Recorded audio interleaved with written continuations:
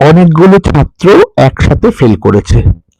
স্কুলের মাস্টারমশাই তো প্রত্যেকটি ছাত্রকে ডাকলেন, বললেন, তোমরা একজন ব্যক্তির জন্যই ফেল করেছো। সে অবশ্য তোমাদের মধ্যে ছিল গতকাল অবধি, আজ সে মারা গেছে। সকলে প্রথমে দুঃখিত হলো, নিজেদের সহপাঠী মারা গেছে। যাই হোক, সকলে স্কুলের মাঠে এলো এবং কফিনবন্দি সেই লাশটিকে দেখতে কফিন সরিয়ে সরিয়ে সকলে দেখতে লাগলো। একের পর এক ছাত্র দেখতে এলো, আর সকলে দেখে স্তম্ভিত। এ কি অবাক কাণ্ড! কফিনের মধ্যে তো কিচ্ছু নেই, একটা আয়না ছাড়া। সেই আয়নায় শুধুমাত্র নিজেকে দেখা যাচ্ছে।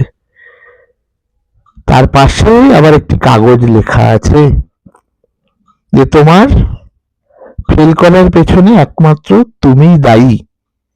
তোমার সাফল্যের বাধা হিসাবে দায়ী একমাত্র তুমি নিজেই। তাই তুমি সেই ব্যক্তি যে তোমার নিজের জীবনের পরিবর্তন আনতে পারো।